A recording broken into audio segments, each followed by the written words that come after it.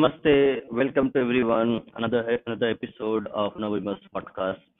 So today we're going to start a new book, a very important book. We had actually interviewed the author of these books. So one you can see is a Bengali translation, and you have the English book, the original book, and its Bengali translation.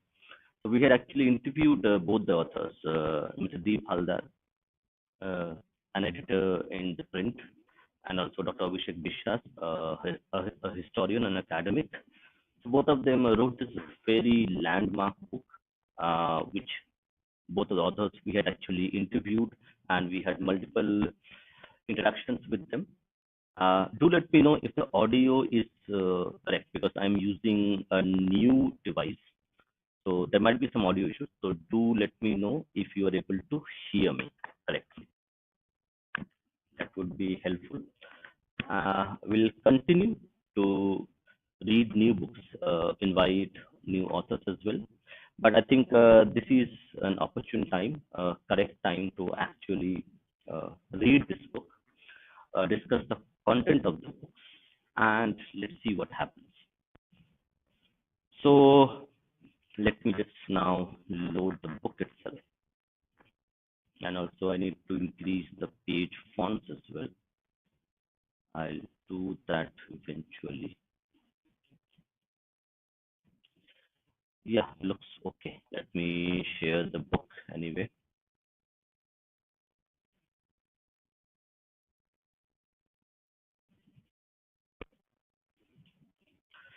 So this is the book, Being Hindu in Bangladesh.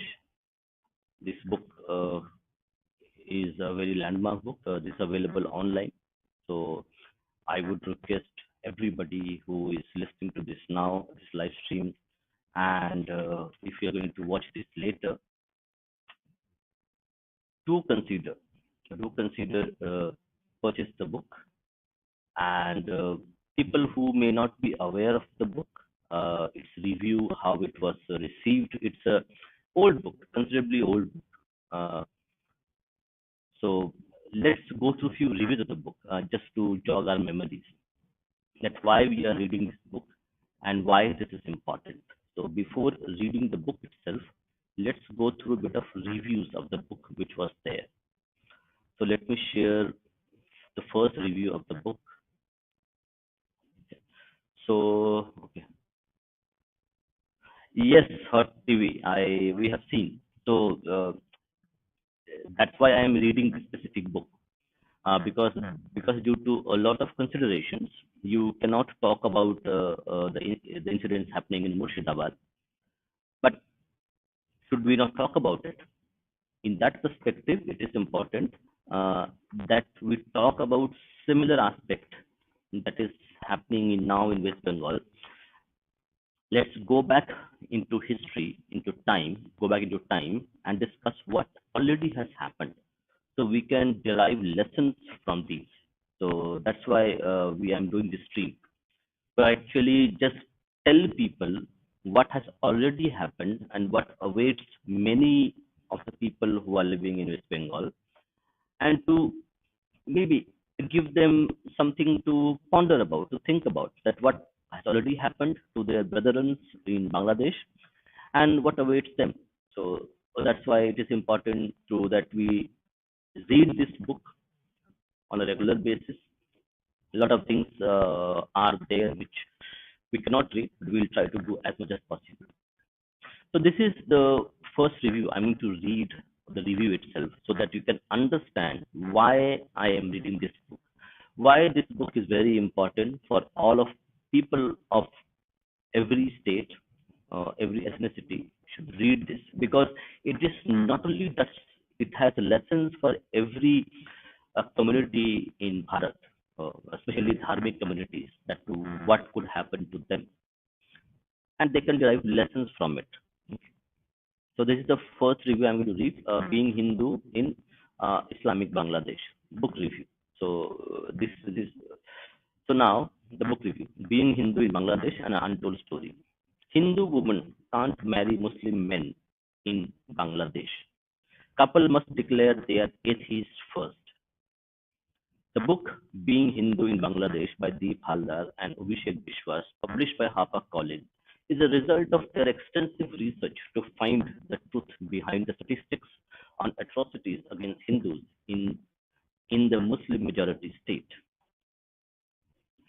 First, those who carry the scars of partition more than 7 decades after arbitrary lines scarred the subcontinent.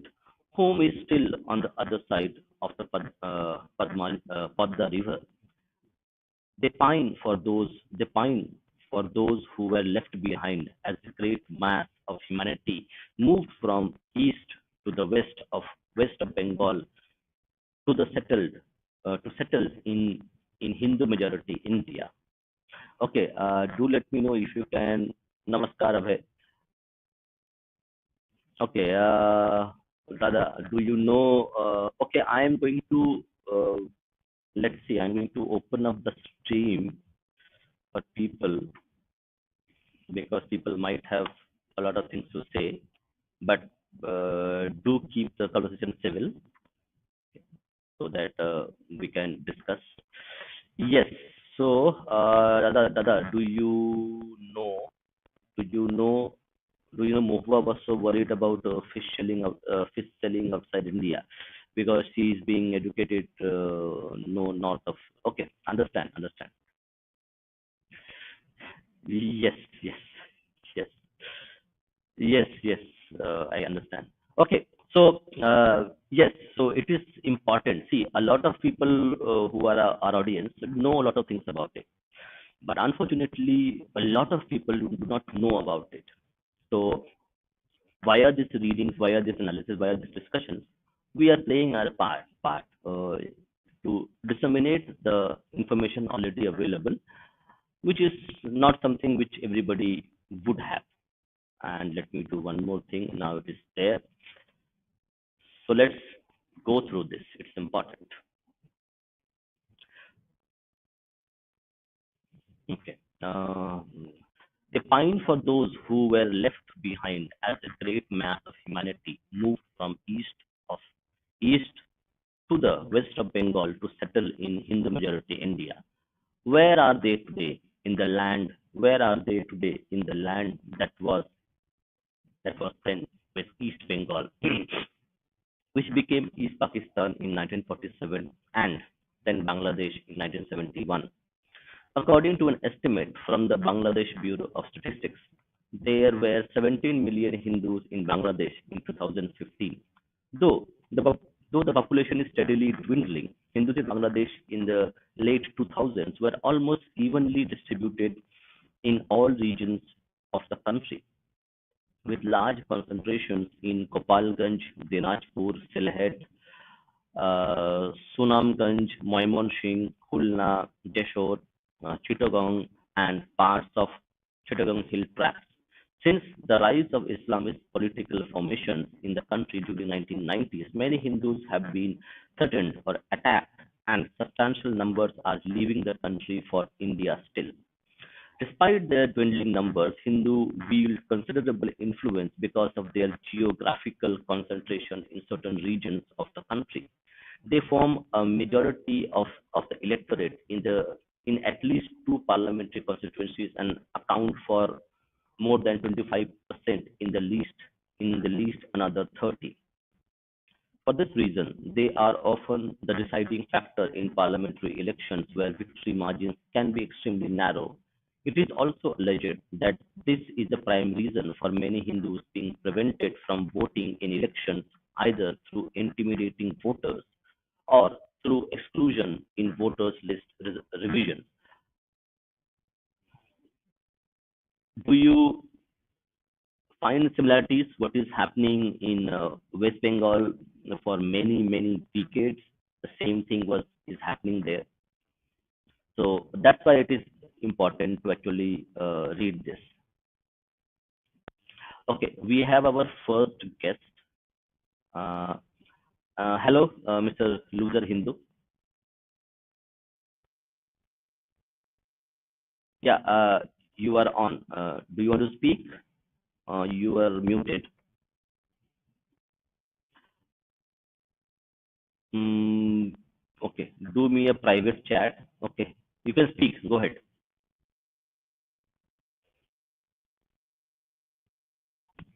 Hello, can you speak? Or you can do me a private chat if you have any issues. We'll try to fix it. Uh, Is it audible Rejoin now? again. Yes, you're audible now. Yes, you're audible. Go ahead. Go ahead. You can What we speak. are What seeing you? is going to be history in a few days. Sorry, not in a few Uh, days, but in a few years. okay. Wait. Your audio is little bit low. Audience, are you able to hear Loser Hindu? Let me just check. Now, can you speak again? What I was saying is that what we are seeing nowadays is going. We are in West No, Bengal is going to be the next Bangladesh. your audio is really bad. The audio is really bad. Audience, can you listen to him? Yeah. Rejoin again. Rejoin again. Okay. Rejoin again. We'll try to fix it. No, but this audio was tracking. So yeah, it was tracking. So rejoin again, and we will again take you. So by the time, let's read through this review. This is important to read the reviews of the book. Okay, he has joined again. Yes, loser Hindu. Please go ahead. What we are seeing is really disheartening because we are seeing the next Bangladesh or Kashmir in front of us. Yes. So why do you think? Why is this assessment from your end? Because we are still divided. The Uh, MLA of Vaishnav Nagar of Malda and the refugees from Dhulian went because it is against her political interest as she is from TMC Chandana Sarkar. hmm. Okay. But is it an A child anecdotal incident that you are saying, or is it something that you have observed for? See, you can have an anecdotal incidents, but that does not comprise that it is happening across the board. it is happening across the board because the opinion makers go to any channel, they will first say that political Hinduism is bad, but yes, radical Hinduism is also bad and we must fight the both things together. But had it been a case where a member of Bajrang Dal is beating the couples in a park, there they will not say that political Islam is bad and political Hindutva is bad. We must fight both of them. No, they are only RSS Hindutva is bad. We must fight them. Dot dot dot.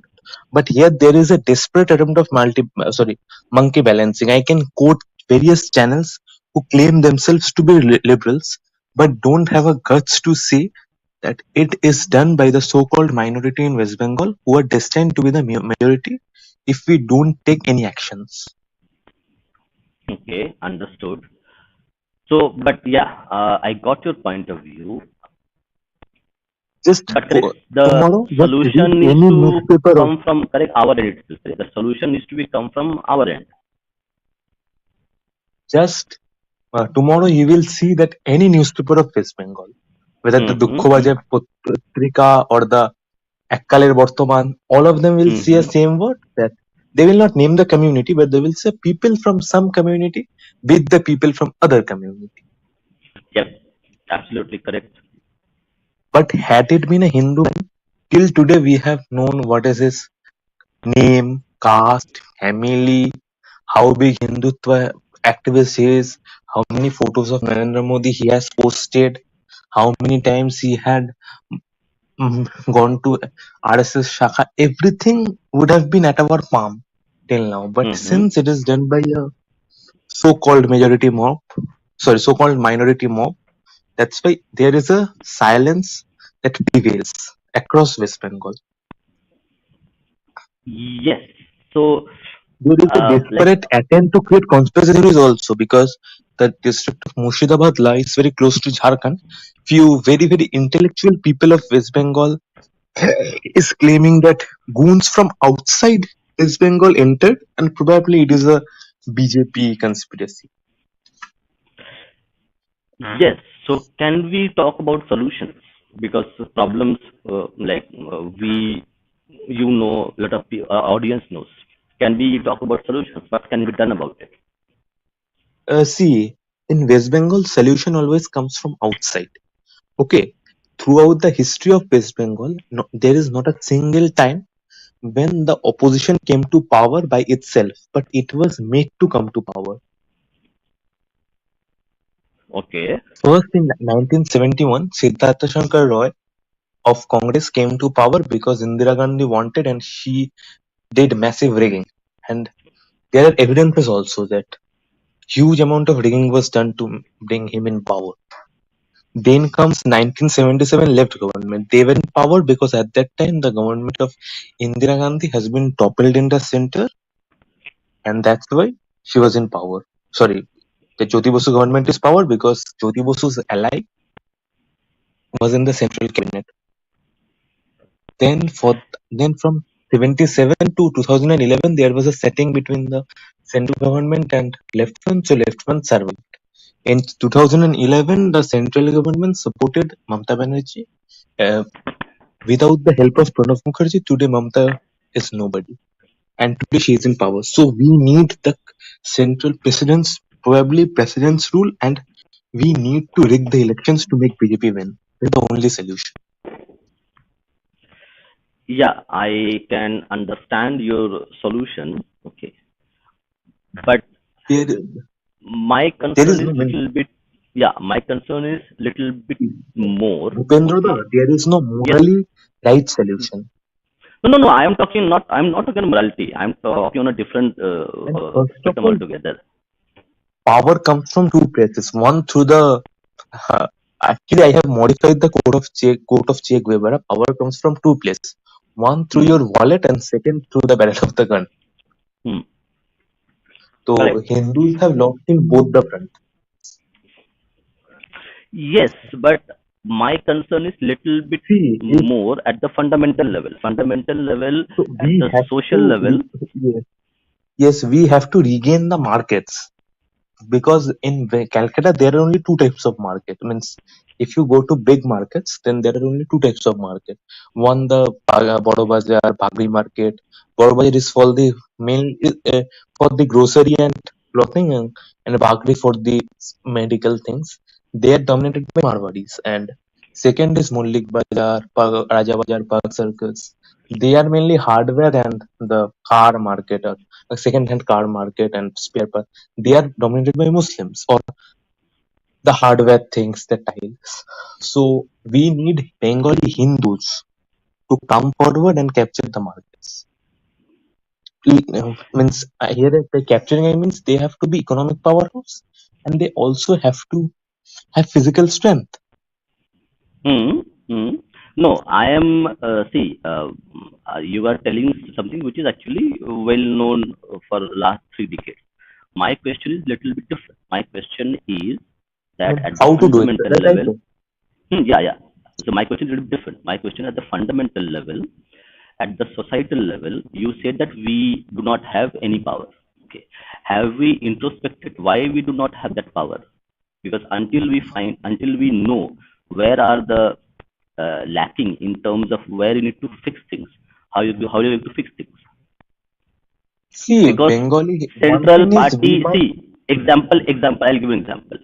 Let's assume that there is no favorable party in center. Are you still going to do the same thing and ask them to come and save you? Do you have any alternative?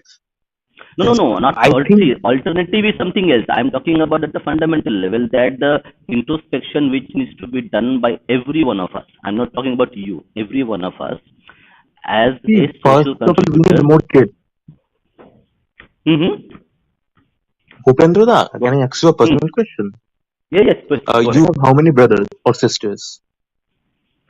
That personal details we should not discuss No, no, publicly. I'm just saying that most probably you are also single child. I am also single child. So our Hmm. parents will not allow us to go in a writing. But where there Hmm. is a dozen of children, they will let one or two die for the sake of the greater cause. No, no, I am not talking about all these things. I am talking about the fundamental level of introspection. We are reacting to incidents which are happening right now. Okay, and reaction is supposed to happen, they should happen. But the So the reaction first is a thing, solution. uh, the first thing we should do is to stop introspecting and start extrospecting, because throughout the hundreds of years, Bengali Hindus have only done introspection. No, no, we have done something wrong. Maybe we as a zamindar have assaulted the Muslim peasants to take some steps. Maybe we have done something wrong. They are right. Just so now is the time for the way. Whatever we did is very right, and whatever we will do is going to be right only. Like in a Yes, Nietzschean way, we should work. That understand your, yeah, I got your point. Now, the best quote of just hear Bengali me out. history. No, wait, Yes, just yes. hear me out. Yeah, hear me out. See, you had said we have introspected for a century itself. Take your point that we have done introspection, but we have not done action. If your Yes, you are right. introspection, if your introspection was right, then you should have taken action. Because your introspection was not right, that's why you did not take any action. You are right. That's why I think all of the Bengalis' favorite quote is "Bhavo and Bhava practice karo." Think and only practice thinking without taking any action. See, I have only one thing to tell to everyone who is listening to this. Okay. And okay, my audio should be okay now. I have increased my audio, and I will put other people as well. So we'll finish this point, and then we will add few other people who will be speaking. Understand, until we, as an individual, take ownership of whatever we do, okay, the society will not transform itself. Okay, the only problem I have with the society is that, and that has, it's called a messiah complex. Okay, we have been waiting for a messiah to come and save us. Okay, without taking ownership of our own decisions, of our own actions. Until we do this at the fundamental individual level, by me, by yourself, by everybody, okay, and see, gathering people requires leadership. Unfortunately, we do not have the leadership right now. So what you don't do nothing. Leadership will emerge from a Jitendra, people. everything. Hmm, Yes, you are right about this thing. But the hmm, problem is that there is a fundamental flaw in the character of the Bengali Hindus. Is that they are always inclined to the man in power. Like I think in Baban, my Emperor Babur wrote about Bengalis that hmm, hmm. Bengalis are loyal to every changing sultan. Whoever will be in power, Bengalis will be loyal to them. It But is a is it, historic quote. no, wait, is it not that for even for other ethnicities? No, because they're not this much truth is not there. Like, see, Okay. when CPM was his power, everybody was CPM. When Mm-hmm. Congress was his power, everybody was bloody Congress. When Gandhiji came, everybody was Gandhi. But in other Mm-hmm. states, you will look that, for example, in like I am saying it in detail only. For example, in UP, you will see that the Muslims and Yadavs will always vote for Sapa. And for Mm-hmm. example, the Brahmins and other communities, they are the swinging voter bank. Mm-hmm. Am I clear? Yeah, yeah, yeah. Go ahead. Similarly, in South also, there will be few people who are voting to one party. Sorry, few faction of people, they are voting to one party and another faction of people to other party. And some people will swing.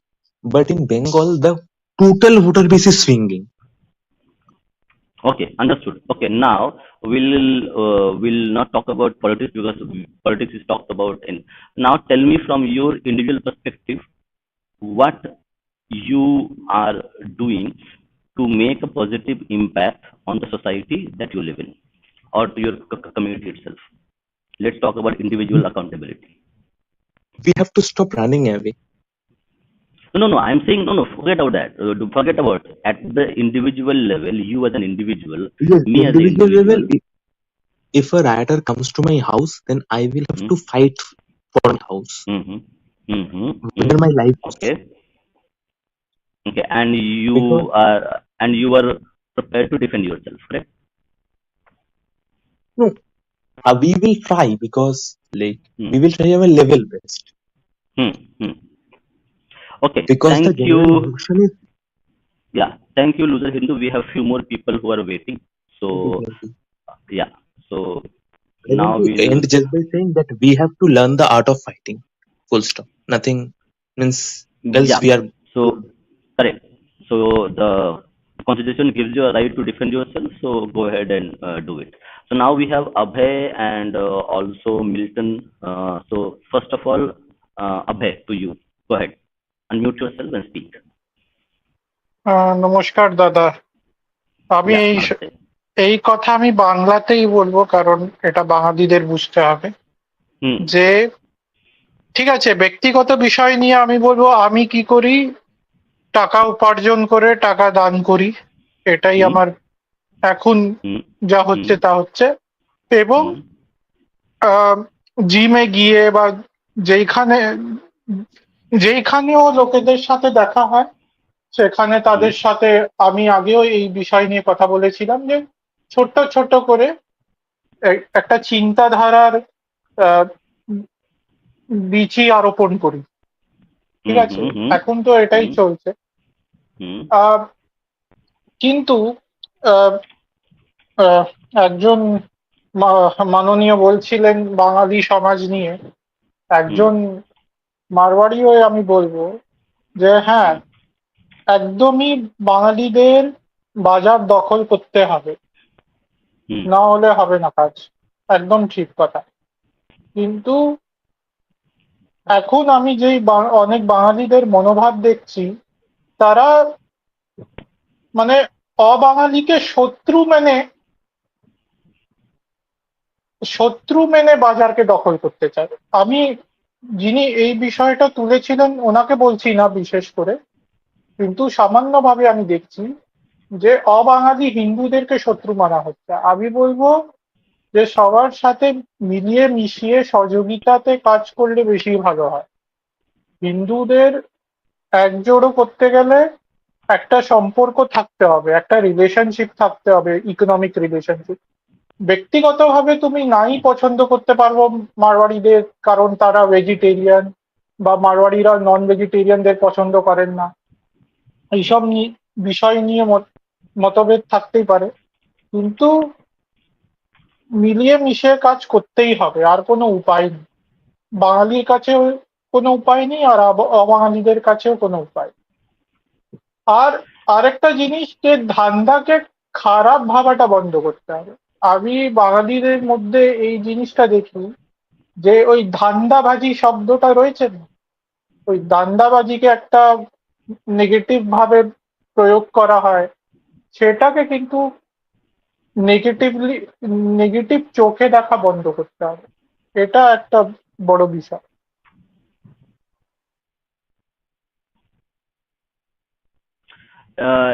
Yes. Okay. So now we have Milton. You can unmute yourself. You can speak. Dada, is it a Bengali stream or English stream? মানে It is English, but you can speak Bengali, whatever you feel like. It doesn't really matter. I'll change the language okay later. Doesn't really matter. ওকে আচ্ছা, বাংলাই বলে ফেলি। তো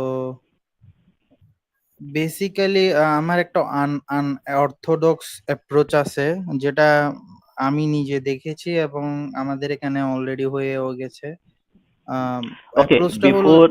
Okay. Wait. Before you give the details of your case study. Okay. Uh, do remember that we do not profess any violence or any illegal activity. So, like this platform. So make sure that whatever you are sharing case study, you are not sharing any personal details of any individual. Okay, and your case study does not profess any violence or illegal stuff which can harm communities. So go ahead. no, I am only saying things that are like already said in the media of a Hmm. certain country, so not Hmm. anything out of the territory of law. Hmm. Hmm. And I think the people will understand the part, but আমি বাংলায় বলছি কারণ বাংলা বা পশ্চিমবঙ্গের মানুষ যেহেতু শুনছে বা কিছুক্ষণ আগে কথা বলছেন, তাই Hmm. ব্যাপারটা হলো বাংলাদেশে আপনি যদি খেয়াল করেন, মেজরিটি কমিউনিটি যেটা আছে, হ্যাঁ, মুসলিম। তো হাসিনা যখন আসছিল, হ্যাঁ, তখন কিন্তু ওদের যে পলিটিক্যাল ইসলামের যারা পার্টি ছিল, হ্যাঁ, ওরা কিন্তু অনেক সাফার করেছিল, রাইট? এমন না যে হাসিনা একদমই ছেড়ে দিছিল ওদেরকে। অনেক ইমপ্রিজনমেন্ট হয়েছে এবং ওদের অনেক প্রোটেস্টেন্ট অনেক লাইক হ্যাঁ সাপ্রেস করা হয়েছে। এটা কোনো লাইক লুকানোর কিছু না, ইন্ডিয়া সবাইও জানে এবং আমরাও জানি যে উনি এটা পলিটিক্যালি করেছিলেন। কিন্তু তারপরেও আপনি চিন্তা করেন, ওরা একদম ভেঙ্গে যায় নাই বা একদম মানে গুড়িয়ে পড়ে নাই। আহ, এটা ওরা কি করেছে, ওরা হচ্ছে এই সমাজেই থেকে যেই পরিস্থিতি ছিল ওই পরিস্থিতিতে কিভাবে টিকে থাকা যায় ওটা চিন্তা করে ওরা টিকে থেকেছিল এবং টিকে থেকে উইথিন দ্য সিস্টেমের ভিতর ঢুকে সিস্টেমের ভিতর উঠে ওই সিস্টেমটাকে ওরা ওদের করে নিয়েছে এবং সুযোগ মতো ওই সিস্টেমটাকে বদলিয়ে দিতে এখন চেষ্টা করছে, আহ, যেটা হচ্ছে। তো আমি যেমন দেখছি এখন পশ্চিমবঙ্গের যেহেতু মেজরিটি কমিউনিটি যেটা আছে হিন্দু, ওরা এখন ওই ওই ধরনের অবস্থা বা ওই ধরনের সিচুয়েশনের মধ্যে দিয়ে যাচ্ছে। তো কেননা তোমরা এই মানে এই সিচুয়েশনটাকে এই সিচুয়েশনে বাঁচার জন্য যা করার দরকার তা করো, কিন্তু যে যে তোমার আসল বলে না যে থ্রেট পয়েন্ট, হ্যাঁ, ওটাকে চিনে রেখে ওটাকে বদলানোর জন্য সিস্টেমের ভিতর ঢুকে সিস্টেমকে বদলিয়ে ফেলো। আহ, কিন্তু আমি দেখি যে যারা এই ধরনের সিস্টেমে ঢুকে তারা উল্টো আরো ব্রেন ওয়াশড হয়ে যায় এবং ওই সিস্টেমটাকে বাড়াতে থাকে। কোভার্ডলি কিছু করে করা হয় নাই বা মানে মানে করে নাই কেন এটা আমি মানে ঠিক বুঝছি না। তো আমি মানে এটাই আমার পার্সোনাল অবজারভেশন এবং যেটা হয়েছে অলরেডি, যেটা লাইক এটা একটা কেস স্টাডি। তো আমি বলবো ওইরকম ভাবেও করা যায়। আপনারা যদি বলেন যে লাইক ভায়োলেন্স করবেন আর এ করবেন ও করবেন, ইভেন আপনারা যে বাজার দখলের কথা বলছেন, ওই বাজার দখলের জন্য আপনাকে সিস্টেমের ভিতর ঢুকতে হবে। কারণ বাজার দখল যদি এতই সোজা হতো সিস্টেমকে কাটিয়ে বা কারেন্ট সিস্টেম যেটা আছে, তাহলে অনেকেই বাজার দখল করতে পারতো। কারণ এমন না যে পশ্চিমবঙ্গের বাজার একদমই ফেলনার বাজার। তো আমি মানে লাইক এটা আমার মনে হলো, আহ, এটা আর কি।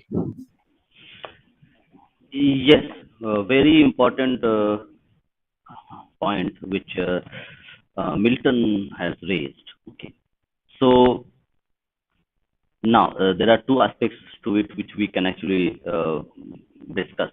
One is how do we understand the system, okay, and second is how do we use the system to do something that we want to do. Okay. Now, both of them are interrelated. First, we need to understand the system, and then we need to use the system to our advantage, which is done by most communities to further their own cause. Okay. Now, that requires certain amount of leadership, good quality leadership, which unfortunately, for various reasons, the community does not have right now. Without you are having good quality leadership, you will not be able to do this. So that is something which people ignore, that you need leadership. Okay. 80% of the people will not become leaders. The 20% or 10% will become leaders. And those leaders will actually make sure that the remaining people follow their advice and do what is required. Because at the individual level, everybody will have their own ways to doing things. But end of the day, if you want a concentrated action, concentrated initiative, which needs to be followed by a lot of people to make it a viable as a collective action, you would need good quality leadership, which unfortunately we do not have. If we can build that leadership, then there is a chance that you will be able to actually create your own system or become part of a system to actually gain something that you deserve.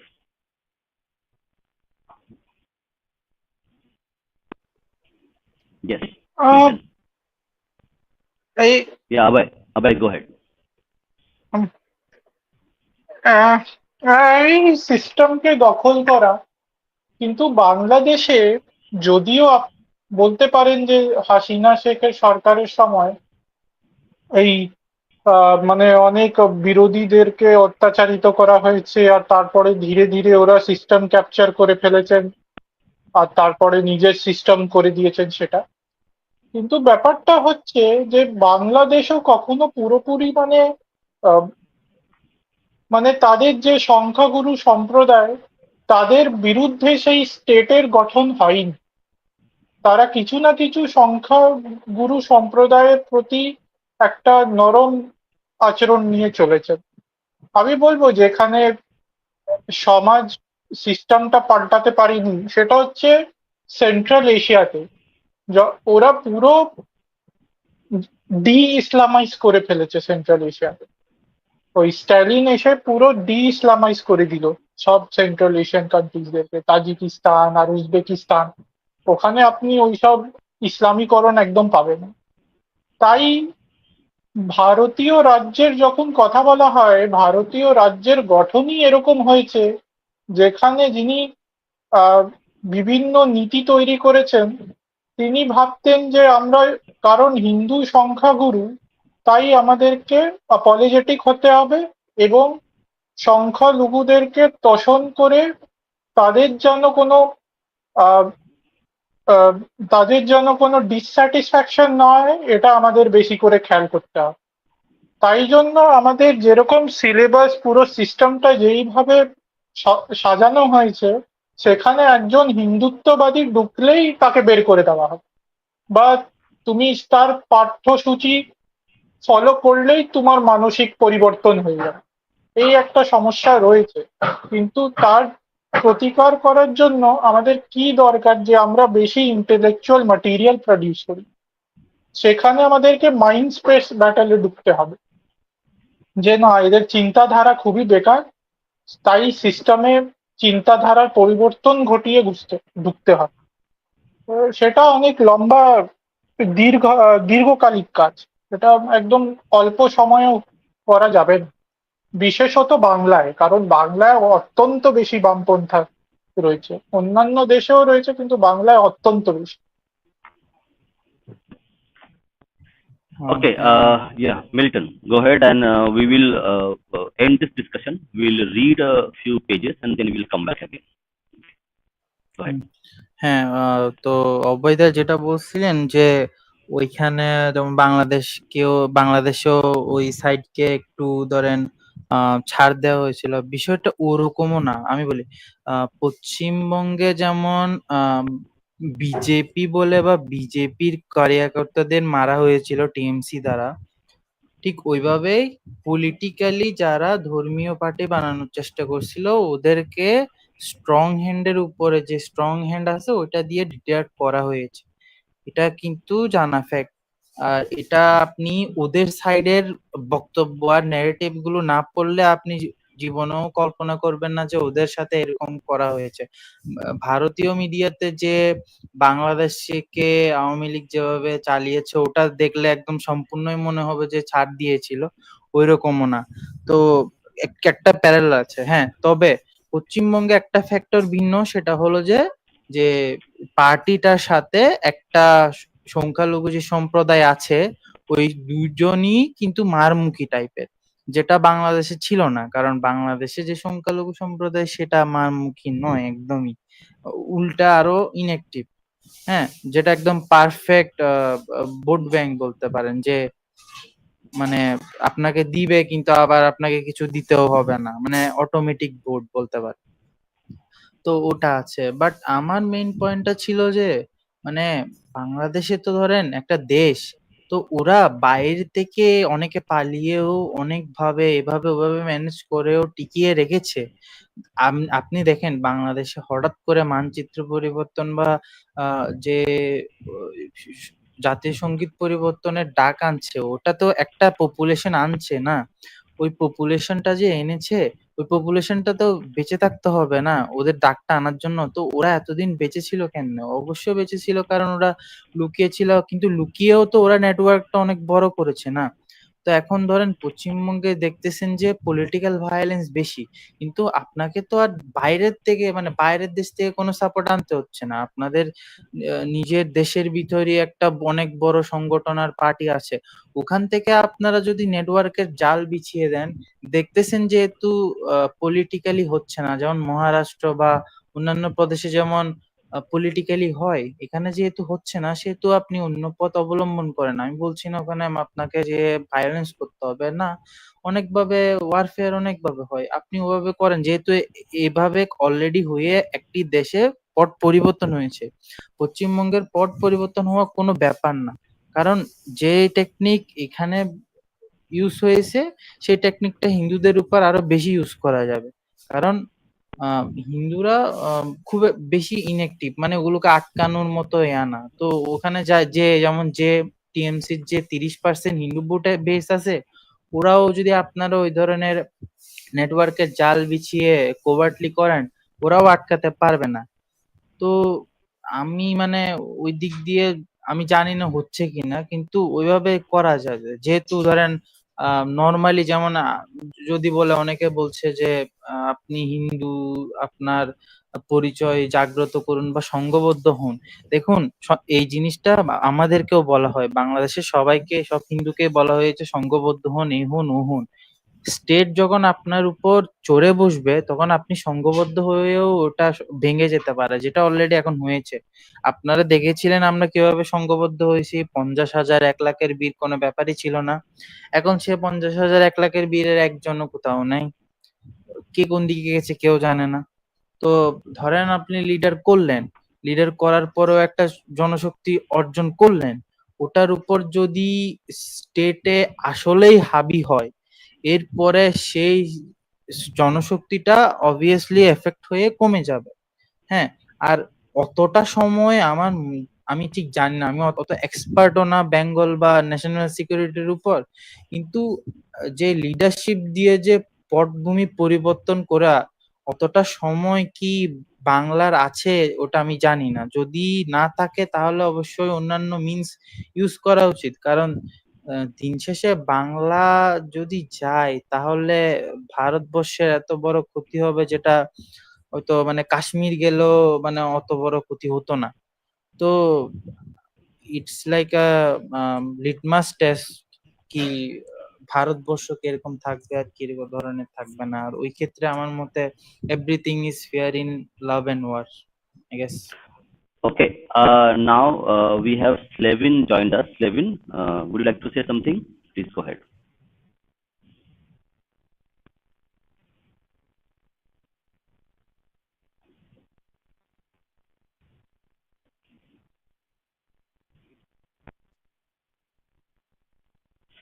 Slevin, can you hear us?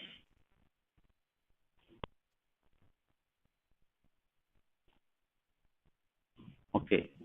Okay. Can you please speak because we are not able to hear you. Check your mic.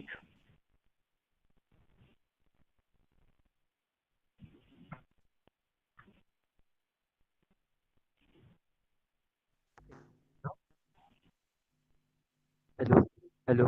Yes. Yes. Go ahead. Go ahead. Yeah, so really sad to see what is happening over there. And I hope all of you guys are, you know, safe. Just wanted to share a story of what happened in Maharashtra. There is a new sort of area called Mumra in uh, Mumbai, which is, majority other community. I will say other community. But the story is interesting. Why that full no such thing existed called Mumra before 1990s. You realize what timeline I'm talking about. Uh, the Bombay Stock Exchange blast and all that, and what followed, whatever. So it was in reaction to that all bad things happened in the area and Mumbai, but the political leadership at that time provided by Saheb Thackeray, we are all, indebted to Mm-hmm. that. He let things play out in a way that from Mumbai, all of them had to leave and go to Mumra. And Mm-hmm. because of, there is strength in numbers and everyone wanted to stay together, which is good. All communities should be staying together and nicely should be able to stay. Mm-hmm. So maybe, even I hope the leadership in Bengal also can do something like that, but it is very hard to expect it from the leadership at this point. But suffice to say, even Saheb Thackeray was not in power at that time. In power was Sharad Pawar, Mm-hmm. but still, Saheb Thackeray led that movement or whatever you want to call it, and he was not, against every one of the other communities. There were people in Mumbai who went to him and told, "See, we don't have anything to do with this. We don't want to participate in all what is going on. We are Mm-hmm. just normal people." So in Bandra, you must have heard very famous area called Bandra, where all the Khans and your Salman Shah Rukh live. There is still Shiv Sena Shakha is a unit. So there is Shiv Sena Mm-hmm. unit and all members over there are from the other community. They are Mm-hmm. people who were given protection by Saheb Thackeray because they said we are not participating in all this problem thing. We are just neutral. We just want to live peacefully, and no one tell us what to. Okay, okay, hold on. Slavin, I can hear you. Audience, can you hear Slavin? Sanatan Sashud is saying people can't hear you. Oh, I'm so sorry. No, no, no, it's fine. I can hear you because there was some audio issue from your end, but I adjusted the mic settings. Oh, So, okay, the that audience, is do all let I me know. wanted to share. Just wanted to tell Mm-hmm. you guys this story. Uh, Mm-hmm. anyway, my voice is low. Okay, I can try to increase my voice. Just a second. Maybe. Yeah, yeah, no, it is fine. It is fine. Hello, hello. Uh, Is it yeah, better now? yeah, better, much better. Better. Oh, sorry. Okay. Mm. Just what you want me to tell that again, what you Yeah, said? yeah, repeat. Yeah, you need to repeat it because the audio was very low. Oh, You sorry. need to Okay. repeat it. Yeah. So I'll tell you a story of an area called, guys. First of all, I hope everyone is safe over there and hope you guys keep safe. So there is a story of area called Mumbra. It is outside Mumbai city limits. It is near where I live. That area is wholly like 99% of the other community. It is outside the limits of city of Mumbai. Now, how that area did not exist before, 1990s. So at that time, you know what happened during the Bombay Stock Exchange bomb blast and the things that followed after that. So before all this time, Mumbai did not exist. It now exists because after the events of early 1990s, 91 to 92, 93, all of the other community, they felt safe to move to Mumra. So that was because Saheb Thackeray basically led all that movement or whatever you want to call it and provided Mm-hmm. leadership. And so, even in that time also, Saheb was not in government. He Mm. was in government was Sharad Pawar and Congress and all that. But still, Saheb Thackeray from outside also he could orchestrate everything so that all of them had to leave Mumbai and settle in the Mumbai area. It's also a nice area, but it is all for them now. No one from our community will go there. I mean, but what I'm Mm. trying to hint at that you have to show Mm-hmm. that sort of resolve by yourself also. That when you have to take strict action, and he was not against all of the people from other community because there is a area called Bandra where all your big famous Khans like Shah Rukh and Salman, Mm. all of them live. Mm. So over there, people from the other community, they went to Bayasap. They told him, "See, we don't want to participate in all these problems and all that. We just want to be left alone and live peacefully." They told him. He said, "No one will touch you. Don't worry." And the Shiv Sena Shakha or the unit of that Bandra area of that uh, like local area is run by the other community members. They are all Hmm. Shiv Sainiks of that area. Hmm. So he was not like against, you know, ultra, extremist or anything that, oh, you have Hmm. Hmm. to go against everyone. Hmm. Those who wanted to live peacefully and with brotherhood, uh, they still continue to live there. But who had problems, they were all taken care of by people. So I hope, the opposition parties in Bengal can take some, hints from this and, do what is needful. And, because from time to time you have to show strength to tell people that, okay, just because we are being nice doesn't mean you can push us around and do anything you want. If everyone lives in discipline, we can all live happily. That is all.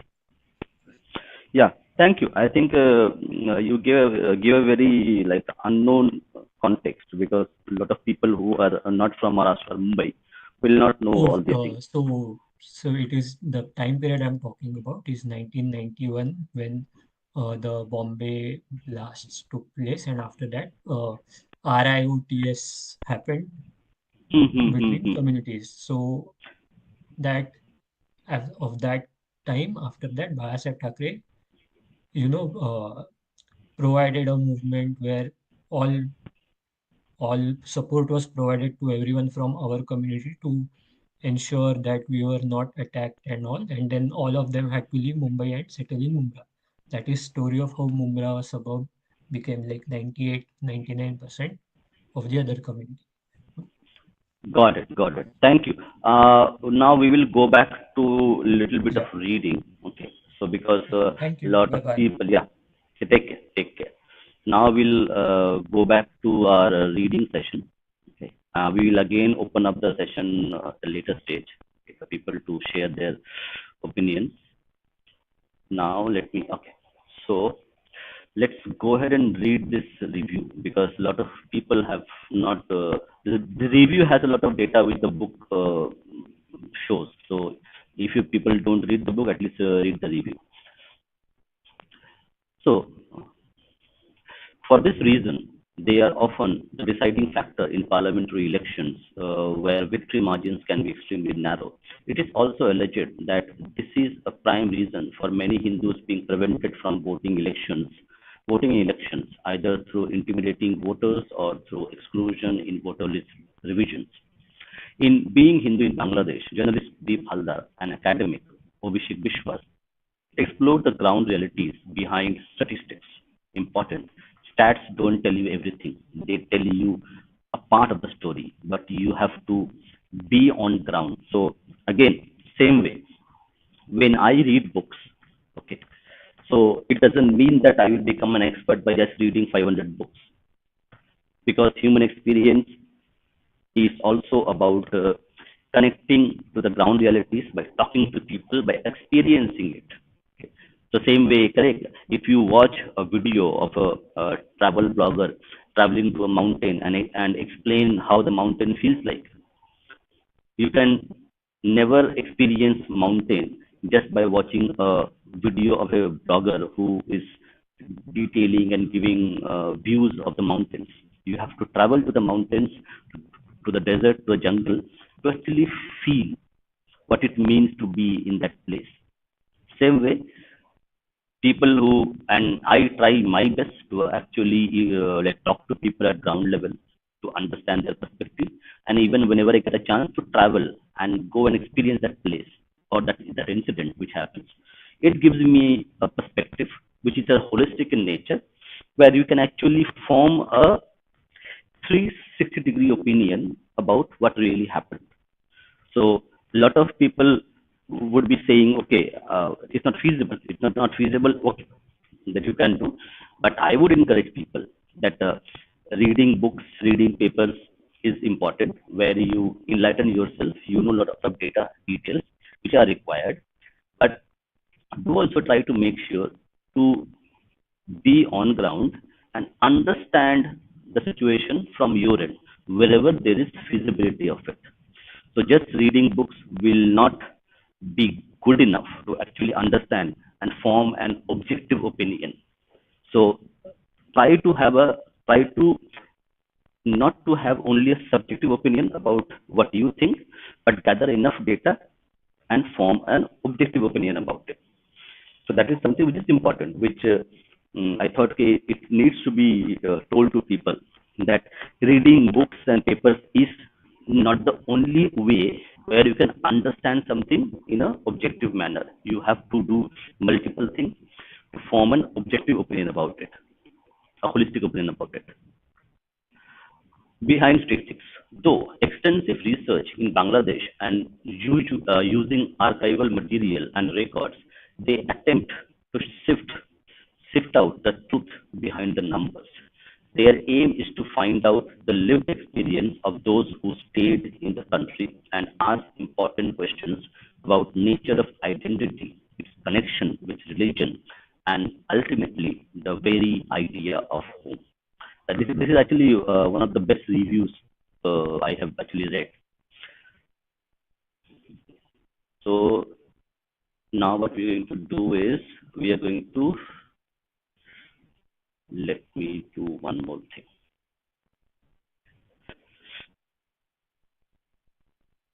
Let's read a chapter of it, which is important chapter that we need to read.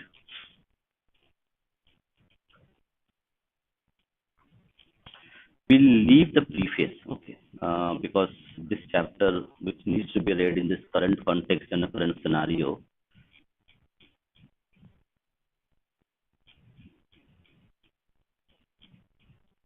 the first chapter, which is about the Noakhali riots which took place. So Noakhali is a very landmark event which took place, and that's something which needs to be understood. Okay, but why we can't see the pages? Let me see if I can get the pages right.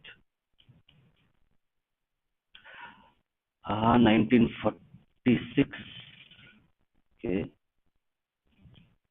but they have not given the page number, so unfortunately we have to sift through the preface itself. And this is the only reader we have in this device. This is not my usual device, so there would be some issues, but we have to go through it. Let's see.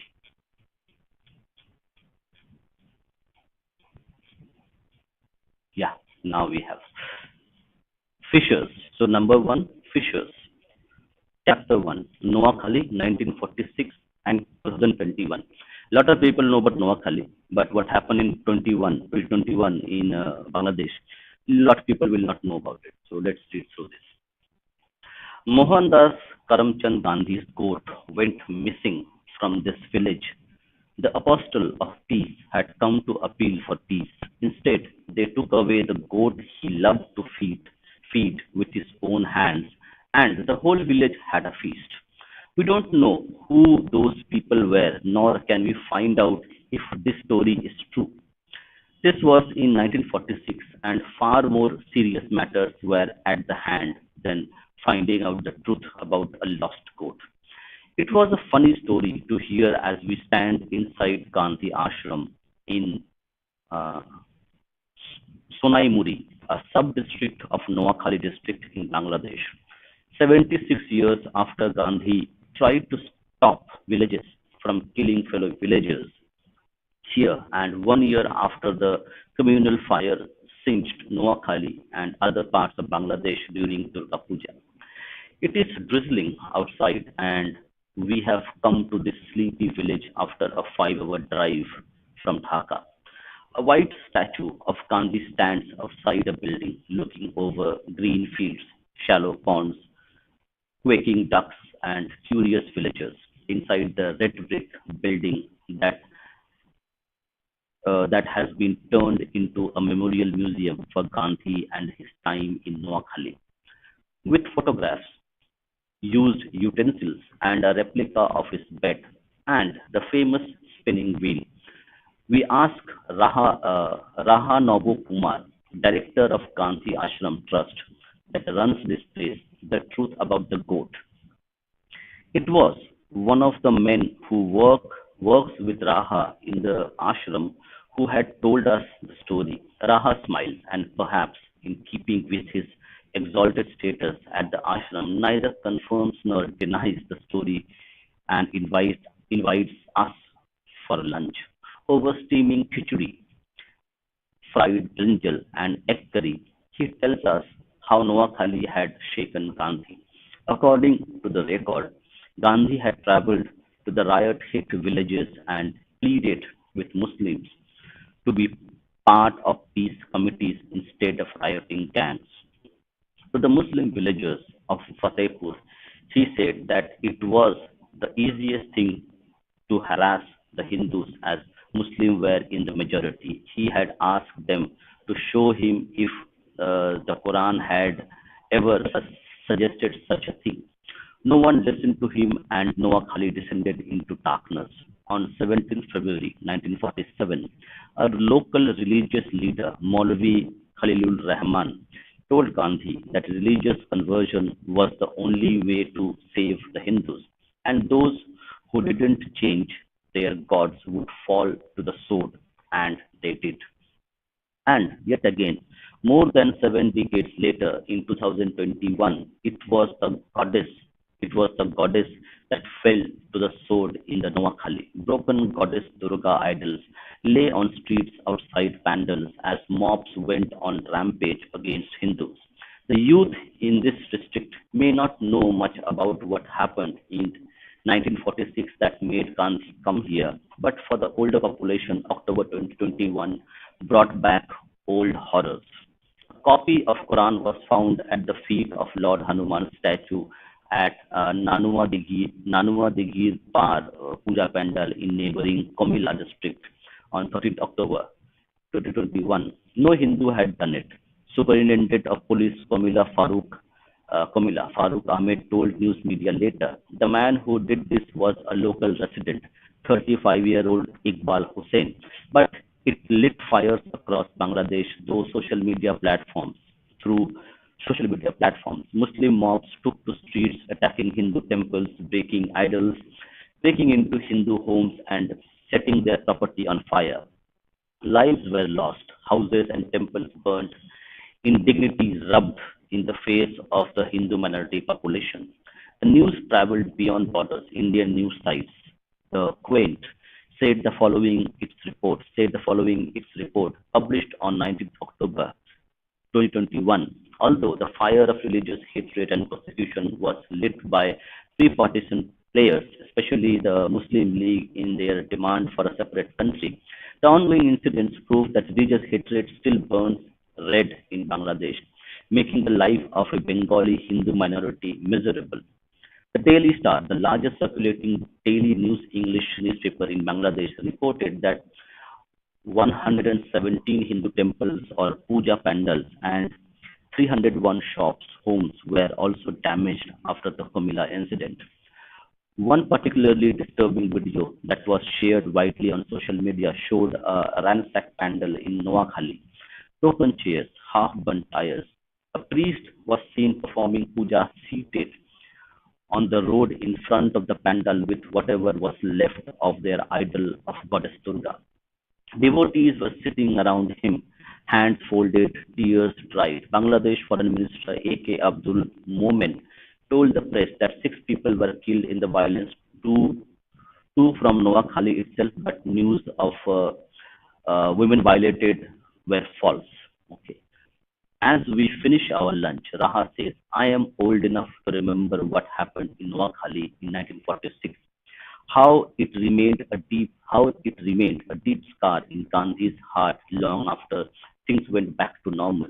Those memories came flooding back. Our lunch with Raha at the Gandhi ashram is over. A bunch of schoolgirls in burqa entered one of the rooms in the museum building and peer closely at picture of Gandhi with Jinnah. From a little distance, we see them looking at the picture where Gandhi is watching Jinnah. What did Gandhi see when he saw Jinnah? What did he hear when Muhammad Ali Jinnah, then leader of the All India Muslim League, announced that 16th August 1946 would be Direct Action Day and warned the Congress, we do not want war. If you want war, we accept your offer unhesitantly. We will either have a divided India or a destroyed India. That was the proclamation from Jinnah in 1946, 16th August. Could Gandhi foresee that since the moment Jinnah wanted Pakistan, Calcutta, now Kolkata, would have to pay the price? In August 1946, as bodies lined the streets of Calcutta and shrieks of violated women shattered the silence of the night, an unlikely figure emerged as the savior of Hindus, the owner of a local meat shop, a butcher who worshipped the goddess Kali, picked up his cleaver and took the fight to the marauding gangs who interpreted Jinnah's call for direct action as annihilation of Hindus. The butcher, Gopal Patha, would become a footnote of history, will be referred to as communal bigot by later day historians. In 1947, as communal tensions still ran high, Gandhi would come down to Kolkata and appeal to Patha to lay down arms. Patha had no patience for Gandhi. Gandhi's if someone slaps you on one side of your face, turn other one to him. A sermon. He had a retort ready. I will not lay down even a nail if it has been used to defend Hindu honor. Raha's team remember the man who told us the story of Gandhi's stolen goat in Noakhali says, for us in Noakhali, last year's Durga Puja violence felt like Jinnah coming back to life, and there was no Gopal Patha around. The Great Calcutta killings had halted Jinnah's plans, but the fire of communalism erupted again in Noakhali on 10th October 1946. It was the day of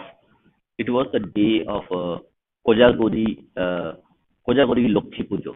In Bengali, Kojagori means Ke Jagore or who is awake. Lokhi, more popularly known as Lakshmi, is the goddess of wealth and well-being. On that day, her worshippers in Noakhali lost their wealth, well-being, and much more. Up until that year, Noakhali, despite being the youngest district in the Gangetic Delta, was prosperous, a district with canals, trees, rather typical of the eastern Bengal countryside. Noakhali was one of the most postcard perfect and agriculturally fertile districts, but by the year end, Noakhali became a wasteland.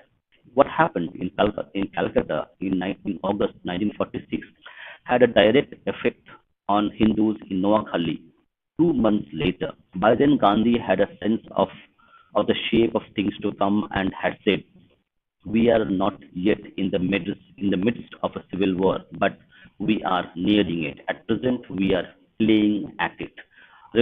Remembering the horrific incidents, Raha says, thankfully, 2021 Durga Puja violence, however horrific, was not a civil war like 1946 nor genocide. He adds, if Muslims came to kill and maim Hindus, other Muslims saved us. Aminul Haq Munna was one of those other Muslims who saved the day for Hindus in Noakhali. As joint convener, Noakhali District Awami Jubo League, the youth wing of Prime Minister Sheikh Hasina's political party, Munna was ready for trouble as soon as news of the Comilla incident spread. Reports had already started coming in of communal flare-ups in other parts of Bangladesh. We faced we feared tension as the Imam of neighborhood masjid had heard some locals talk about the Kamila incident with anger. Munna tells us, we did not know till then that a Muslim miscreant had put the Quran at the feet of the Hindu god. The district board chairman of our party, Awami League, had warned everyone that no mischief should be allowed. We were told to keep vigil. We did, but that was not enough. We have come to Narottampur village in uh, Chhaumuni municipality area, Begumganj sub-district, an hour's drive from Gandhi Ashram. It is late evening now. Inside a narrow lane next to Pandal that is being readied for 2022 Durga Puja celebration, which is still a month away, Mukta Das stays in one-storied house of gloom. We do not have the heart to look her in the eye or ask her to recollect what happened here a year ago. News headlines had said that she had lost her brother Jaton Shaha to communal violence. News of outsiders coming to meet her as has spread, and some of her neighbors have streamed into the tiny living room where her bedridden father-in-law is resting on a divan. Among those present in the room is Munna, who now encourages her to speak to us. India থেকে এসেছেন. They have come from India. The next 30 minutes pass, pass in a daze. My brother Jason had came home for Pujo. The pandal is right outside the house. You must have seen it, she begins. We nod that we have. What Muktadas tells us next, while fighting back her tears, makes it difficult for us to keep a clear head and record her testimonial, but we try. The Kamila incident had already happened, and the local administration told us to do the visurgence of all the idols in all the pandals in the locality as soon as possible on Dashami. We did so by 10 a.m. We thought now that the pujo was over and the goddess had been immersed in water, no harm would come. How wrong we were. At first, it was not more than 200 men. We did not think that they had gathered here for trouble, but they came near Muchipara, which is close by, and started throwing stones at our houses. That was the beginning. They threw stones, abused us verbally, and left. We had closed our doors and windows. When they came back, 200 had swelled to more than 2,000. Jatun was gone to the ISKCON temple, which is in the next lane. He came face to face with these men. They attacked him with rods. He came limping back, his foot badly hurt. We begged him to stay inside the house, but my brother was not someone to hide from trouble. He went out again. Mukta takes a pause. Tears have started flowing down her cheeks. Eyes of the men in the room are downcast. Outside, the day has given way to darkness. This time, the attackers didn't spare him, she says. They hit him on the head and everywhere else. They left him battered outside the house. We called for an ambulance. There weren't any. We took him to nearby hospital. He was then shifted to Begamganj Upazila Health Complex. Doctors did what they could do. They saw no change in his condition. He was then shifted to Noakhali General Hospital. He died there. Researching the partition history, documenting oral histories of women and men who survived those bloody days and months have made us somewhat callous, insensitive even about death. We tally the toll, reduce the dead to numbers as we put pen to paper. But as Mukta relives a day from her life a year ago, our breaths get labored. We look around the room, the men standing around us, Muslim and Hindu, their eyes downcast, their frail father-in-law on the divan, the dim light, the color faded on the walls. We wait for Mukta to begin again. What do you do when 2,000 men come to your locality to attack you? She says. It was not just Jatan who faced them. The boys from the locality tried to stop them with sticks and stones, but they were too many. They tried to break doors and windows of our houses. If they had managed to do that, God knows what would have happened to us. You saw the Durga pandal right outside our house. Well, the custom is that we keep this Durga idol for a year inside the pandal. We do not immerse it in water on Dashami. Last year, when they came to attack us, they also brought gunpowder with them. The one who got up and desecrated the idol of goddess Durga with gunpowder and then set her on fire. It was just a boy. He was just a boy. Were the men who came to attack them from this locality? Mukta looks at Aminul Haq Munna. No, he tells us, not all of them. I saw them from close quarters. When they were throwing stones near Muchipada, there were 10 or 12 policemen trying to control the situation. One of the policemen asked me to help them in controlling these people. He said, since I am a local leader, they might see me and desist from throwing stones, but I didn't know them, neither did they know me. I got I got either local Awami League members with me. We took three bikes, and the officer in charge of the local police station got on the back seat of my bike. The crowd had split, and some of them had reached the Radha Madhav Mandir. The police officer behind me on the bike feared the temple might be the next target of the mob. The crowd was swelling rapidly.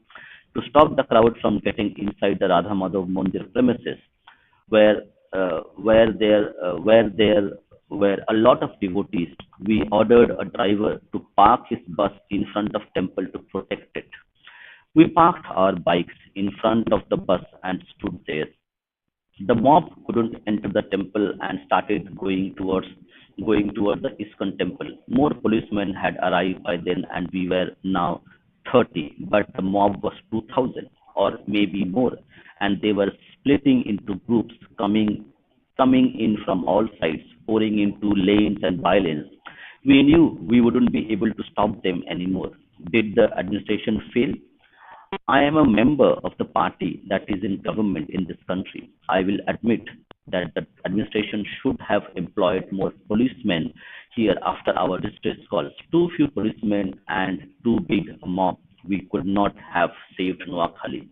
Also, I had repeatedly requested the police officers to fire in the air to scare the mob. They didn't do that. I don't know why. Maybe they were scared, Munna said.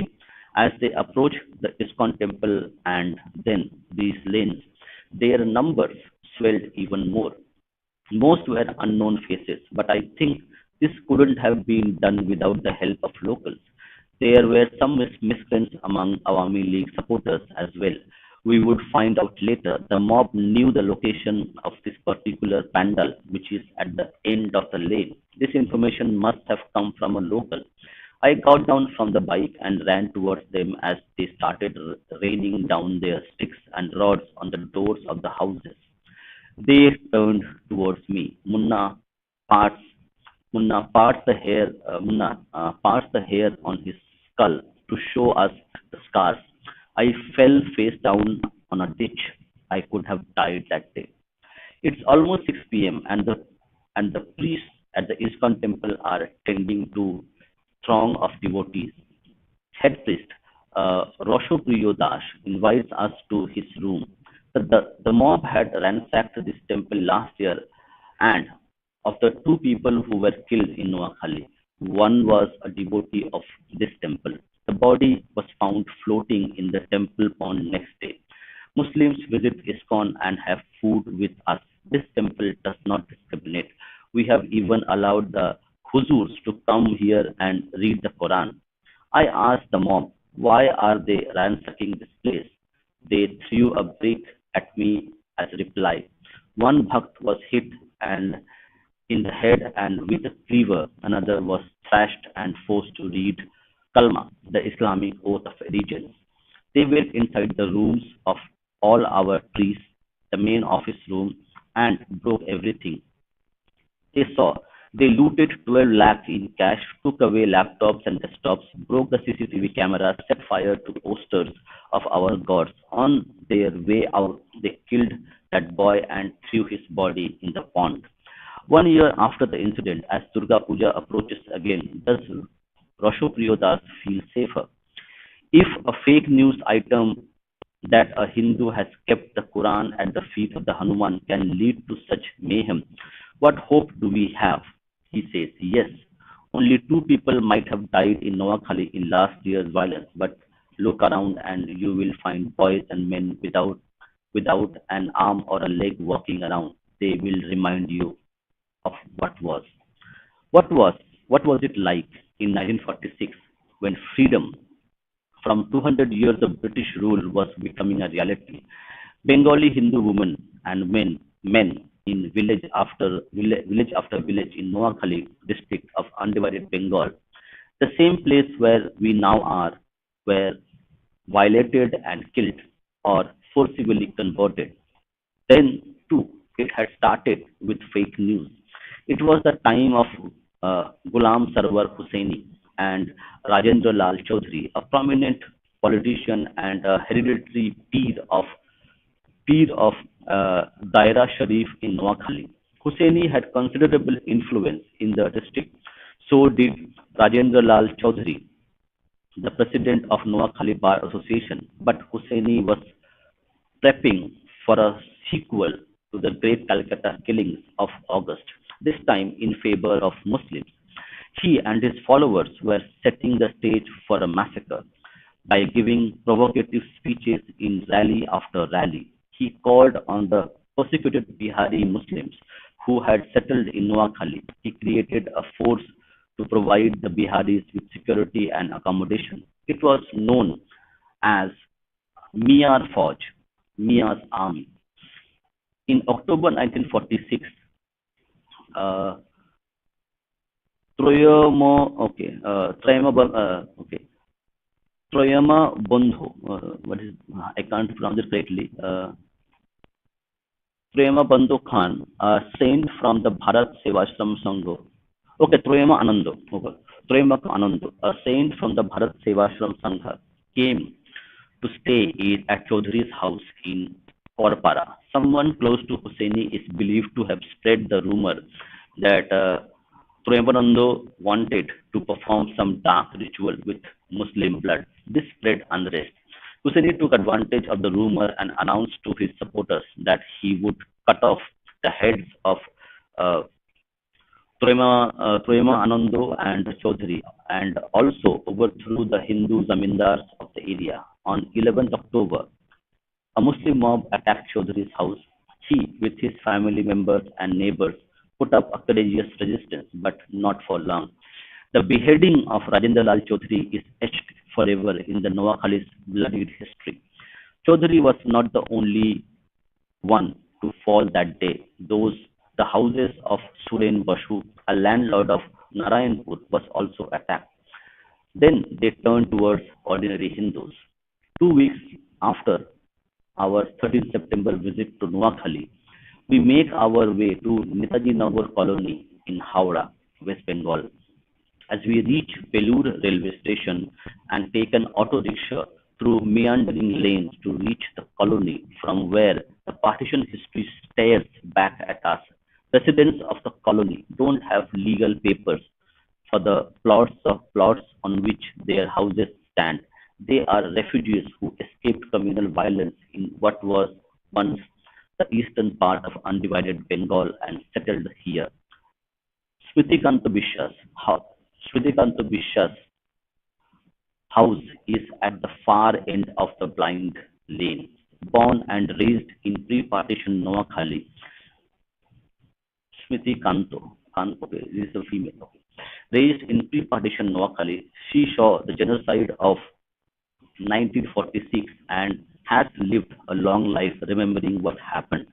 Now 90 now 90 age has confined her to the bed, but her mind meanders through the pages of history, her own, her own and of her people back when there was only one Bengal and one country. I have never been able to forget those days, she says, when neighbors became rioters and friends became murderers. The stench of blood haunts me to this day. When you told me you wanted to talk about the partition, my mind took me back to Noakhali of 1946. I was 12. Loot, arson, stabbings were becoming the order of the day. One of my sisters was just 7 months old. One day, some Hindu village elders took us to the Feni College building, which was close by. We left everything back home and took refuge there. Most of the Hindus from our village had huddled there. Later, some good-hearted Muslim men came to us and asked for our house keys so that they could bring us some money and gold. The building had a security guard. I remember he would come and tell us to make sure no one made any sound and make sure that the children remained silent.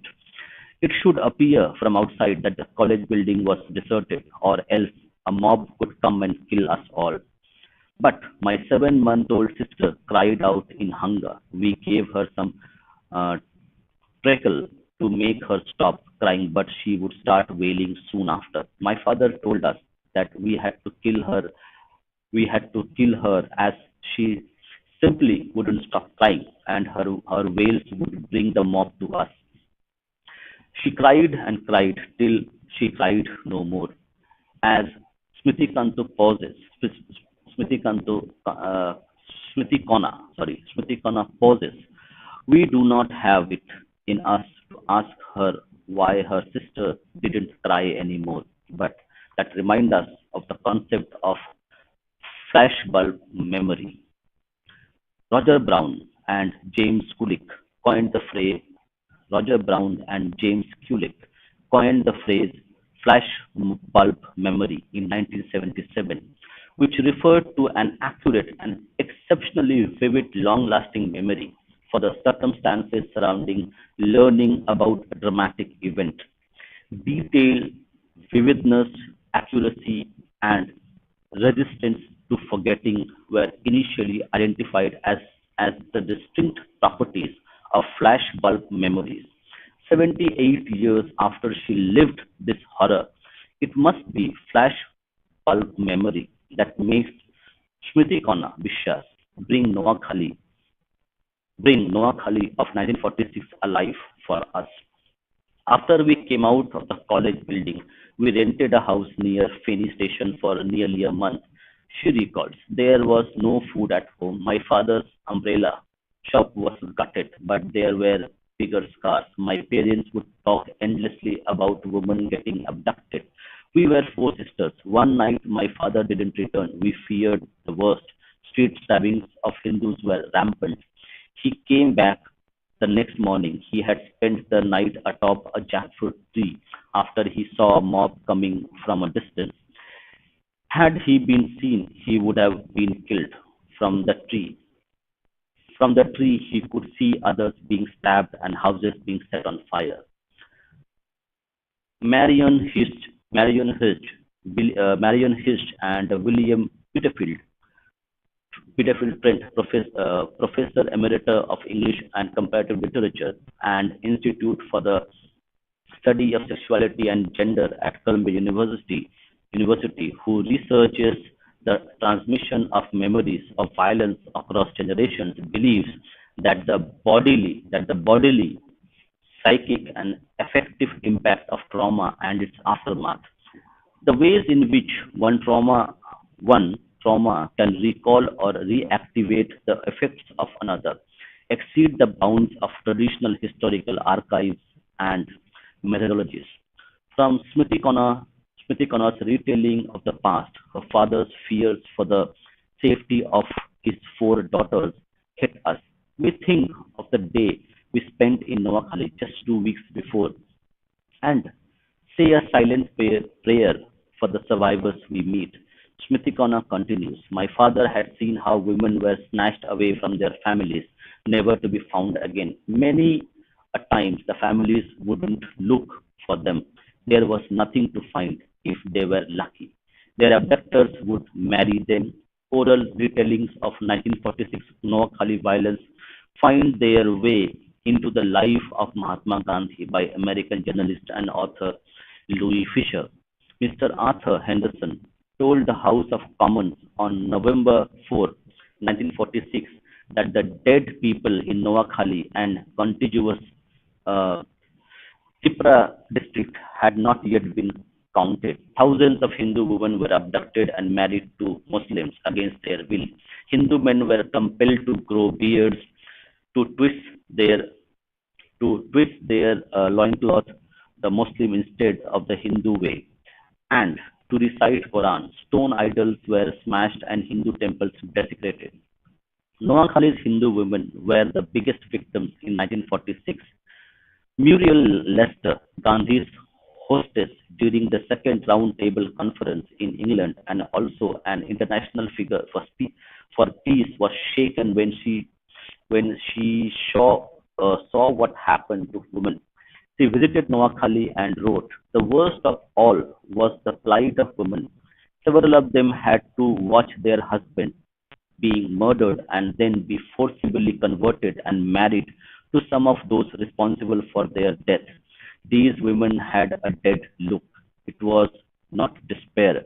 Nothing so active was there.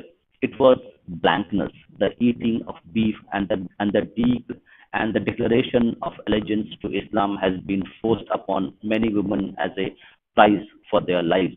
The forced conversions make the 1946 Noakhali violence an interesting study.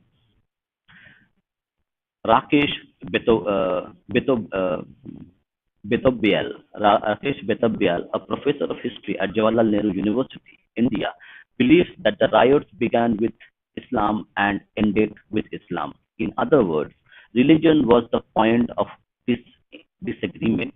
In Noakhali, religion was also the instrument that ended the disagreement. The attack in Noakhali on Hindus by Muslims ended when the Hindus became Muslims. An assembly proceedings an assembly proceeding proves this. Uh, Husne Shahid Sohrawardi, the Prime Minister of Bengal in 1946-47, and later the Prime Minister of Pakistan in 1956-57, said in the floor of House that there were at least 9,895 cases of forcible conversions in Tipera. When asked about Noakhali, he couldn't give a figure but said it was in thousands as well. Sohrawardi may have undercounted. British Judge Edward Skinner Simpson's report says around 22,550 conversion cases were filed in three police stations, Faridganj, Chandpur, and Hajiganj. The entire population of three villages, Gupti, uh, Bastari, and Govindpur, were made to forcibly convert. Then Congress President Acharya Kripalani wrote in his report, even after looting and arson and murder, the Hindus in the locality were not safe unless they embraced Islam. As a sign of their conversion, they were supplied with white caps used by the Muslims for the locality. Very often, these caps were new and were stamped with the map of Pakistan, with the words Pakistan Zindabad and लड़के लेंगे Pakistan. On the Saturday morning of 12th October 1946, around 200 Muslims came to our house and threatened us if we do not convert, they would kill us. To save our lives, we agreed. The Maulvi Sahib of Shahapur High School converted me and other members of my family to Islam. Then, from amongst the crowd, Maulvi Bodu Mia and Muhammad Mia Patari forced us to destroy the images and photographs of all gods and goddesses. On 13th October, they built a mosque in front of my house, and later Kudur Mia, uh, Mujibul Haq Kerani, and Khalik Mia demanded 1,000 rupee from me as contribution to the Muslim League. Statistically speaking, all police stations of Noakhali in 1946 were in, in charge of areas that had Muslims as majority and Hindus as minority. For example, Lokhipur police station had 40,019 Hindus and 2,21,765 Muslims. Ramganj police station had 47,814 Hindus and 1,10,707 Muslims. Uh, Sudharam police station had 32,724 Hindus and 1,82,736 Muslims. The total population of Noakhali in 1946 that came under jurisdiction, 15 police stations were divided into, okay, how do I,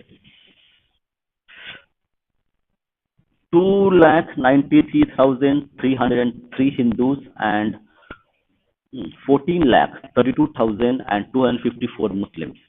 Those who managed to flee have never came back. Kolkata-based partition scholar Sandeep Bandyopadhyay quotes from an article written by Gopal Haldar. Even after Gandhi's appeals, most of them were not ready to go back. Where more than 80% are against us, they argued, how can we risk our lives on the assurance of a mere 20%. How different is Noakhali in 2022 after what happened in 2021? Bangladesh is the first constitutionally secular country in South Asia, having declared itself an explicitly secular state in 1972, 4 years before preamble of the constitution asserted that India was a secular nation with 42nd Amendment of the Constitution of India in 1976. Bangladesh was the first and only Muslim majority country in South Asia to have secularism in its constitution. Would all of that come to naught as we were leaving Noakhali? Mukta Das said, "What you see are corpses. Her words, her words stay in our minds." Durga Puja in Durga Puja 2022 passed more or less peacefully in Bangladesh. We were back in India, saying a silent prayer for the Hindus in Bangladesh. Some of the women and men we met at Muqtada's house and outside in Noakhali sent us Bijoya greetings. Quick exchange told us all was well with them. Flowers, not gunpowders, greeted Goddess Durga in 2022. Jotun Jotun Saha would have been happy. So this is the first chapter of the book, a very interesting chapter. And okay, we have one more guest who has come. We will talk to him and then we will finish our stream. Uh, Hello, Obi. Hello, Yeah, please tell am I me what. audible? Yes, you are audible. Yeah. I wanted to interject in the Noakhali 2021 Mm-hmm. because I guess you can guess where I am from and who I am, but for the viewer, I can say that I was very close, not too close, but very close to what had happened. And I still today remember that day the incident did not start because of like putting the Quran under the Hanuman statue. It actually started because when the Hindus saw like the women who went to the puja mandal after the afternoon, they saw Quran and they called police Mm-hmm. and a local guy. I think he Mm-hmm. may be a counselor or something. Uh, and the police actually filmed that video that there is a Quran under Hanuman statue. Uh, Sorry, not Hanuman statue. I am sorry. Under the statue of the Asur. Okay. So yeah, and then he posted the video online, and I Mm-hmm. remember that video was circulated like crazy. Like it had reached into the groups where students used to post about memes. Okay, generally Facebook groups in Bangladesh are like Twitter spaces which are restricted and you can post about only the topic, but somehow that video and that live stream got like posted in every group, and that's how it was like almost deliberately made uh, viral. Uh, I saw it like when it was live streamed like 10 minutes later, and I thought that this could not happen because at that time like I was growing up in the era of like Hasina, and not many communal things happened, or even if happened, like there was a case, I don't think if Deepda mentions the killing Mm-hmm. of Bishwajit Roy. Mm-hmm. Is it mentioned? Not, no, no, it is not mentioned. It is not mentioned. Okay, okay. If you have time, I can talk about that also, because he was also like killed brutally under daylight, and it was in national news in Bangladesh.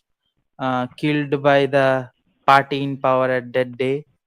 He was a Mm-hmm. Hindu, and like the accusation against him was that he was a shibir, which is the student wing of Jamaat Islami. But he was a Hindu and he was a tailor, almost like Kanaya Lal.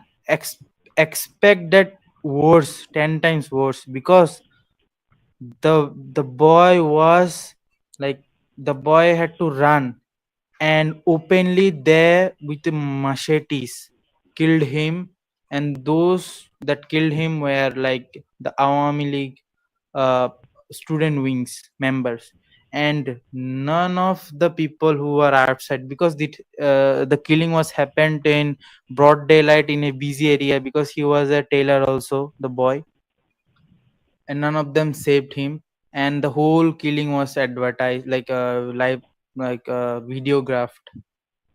um that was the only case that I knew, but then it spread like deliberately like wildfire, and there is a mention of like a Jubo League member trying to stop it. Now it may be true, but the thing is that when it comes to religion, one has to understand is that there may be political rivals, but they do uh, like study under the same madrasa or the religious leader. And I have heard and known many Awami League members who actually like, they are Awami League in front, they do the politics, but inside their own lives they follow the preachers that are mostly leaned towards the hard lines and towards other parties. So that is how things happen, and that's what I want to say. I hope Deepda mentioned Bishwajit Roy in the upcoming uh, We need to see like because chapters. we just Hmm. started reading the book. So see, Yeah, like yeah. there are a lot of incidents. So it would not be possible for author to actually list everything. Yeah, if it's not list, then like I have mentioned it, but um, from a Bangladeshi Hindu point of view, like there are some cases which shook every Hindu. Like there are cases, right? Like for Indians, there are like 2611 and some scenarios which stuck in your mind. Um, I remember I was not very young at that age, but it's still stuck in my mind. So it must be a very like bad news. Uh, yeah, that's what I wanted to tell. Yes, thank you. Thank you very much for your sharing that incident.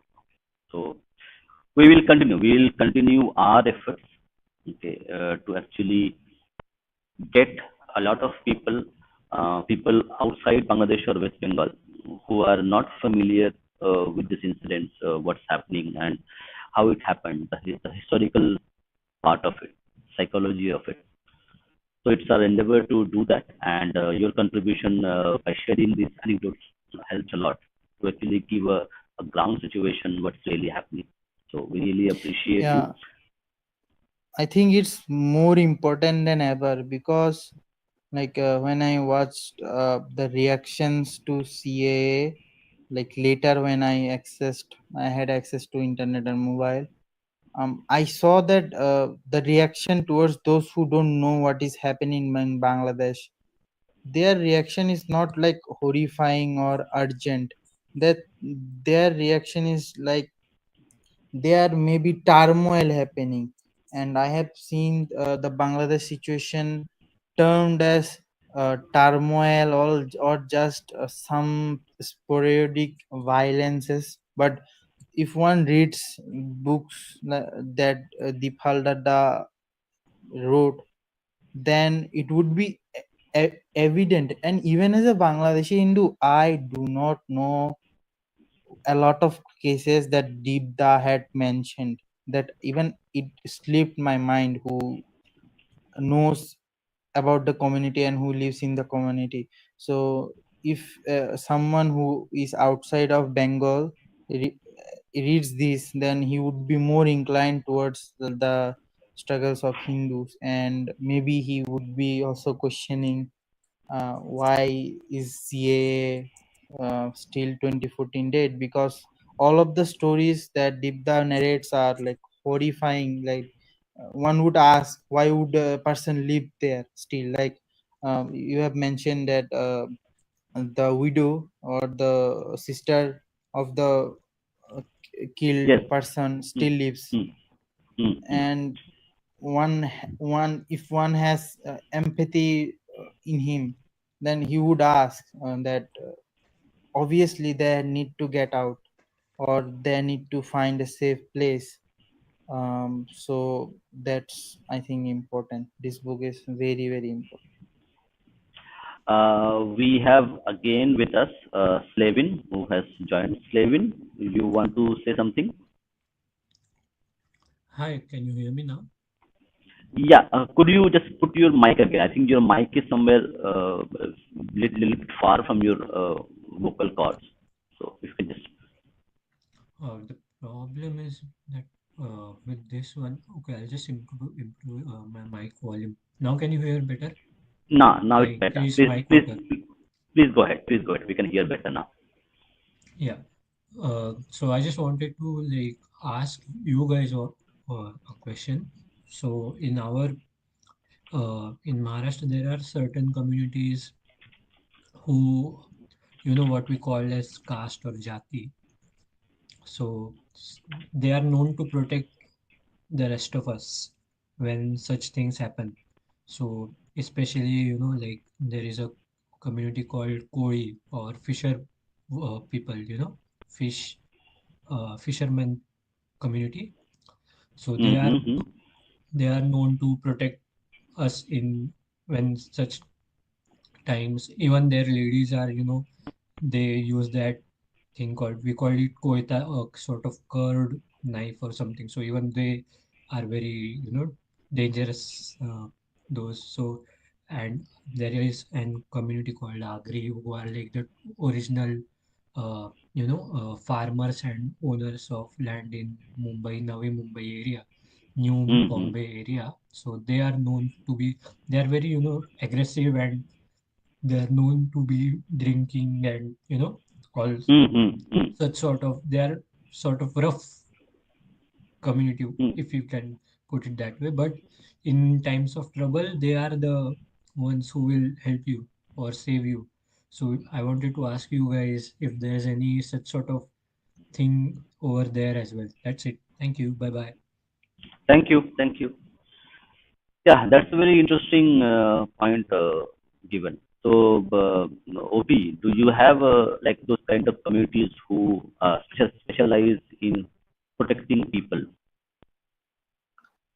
um Not deliberately. Like there are like clusters of Hindus in certain Mm-hmm. areas related to professions like jailers or kamars. Mm-hmm. Mm-hmm. Kamars are the people who make swords. A lot of like lower income Hindus in Bangladesh still do the professions of garbage collection and fishermen and sword makers. So they usually live in clusters, and in those areas, if violence happens, they I have seen that they are able to manage Mm-hmm. some things, or they are able to save their belongings because they live in a cluster and everyone helps one another. Like the most violence that happened to them is burning. So outsiders deliberately burn their houses because their houses are made of wood and other burned materials, so they are easily burned. So yeah, though they are like they have to defend themselves, they have nowhere to run or go, so they defend themselves. But there is not like a specific community which comes to save other Hindus. Like let's say there are like the Hindus who are middle class or upper middle class, they also live in like you choose to live in areas where there are Hindus, expect for like job requirements. they are not like, they don't have that much protection, and like the clusters that I talk about, they don't come to save the other Hindus. So there isn't like a specific community or specific profession based community which comes out to save another community. um, I have not seen that instances. I have seen in villages where, like I said, where there is a cluster, they come out to save the mandirs. Like even in this book, the story of the person who was beaten at first, then he went to again to stop them and save the mandir. These kind of situations happen. But and some people go out, and it's not like Bangladeshi Hindus don't try to protect. Like in 2024, I know in city areas, uh, basically we have perception that the people who are poor, they save their belongings and mandirs.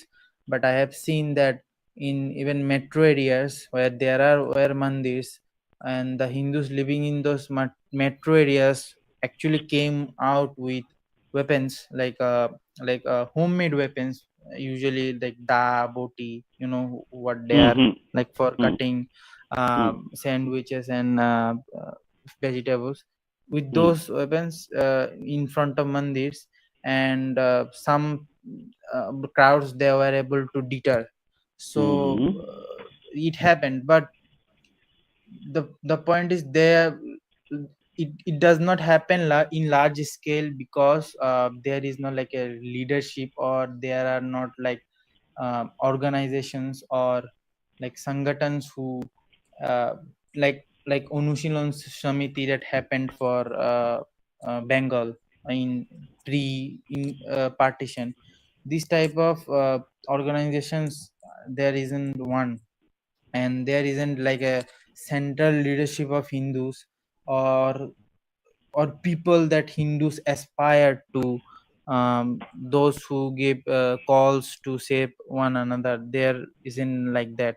So Hindus in Bangladesh are fractured in that sense, and that's why we do not see the responses like in Maharashtra the person mentioned, um, because those community may have some people who all know that they may be like this, but they come in case of emergency or not. But we do not have such community or organizations that we can go to for help. The maximum we can do is ask or plead uh, the the the army or police in that case.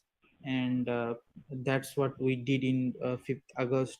And we also did plead Indians and people like you and others, and we are thankful for that, because you guys also contributed to our safety through raising your voices. Because if it hadn't been for your voices and that amplification of the narrative, uh, then maybe the army did not or would not have taken swift action. Because after the first ounces of violence, the army did control some of the areas which violence happened.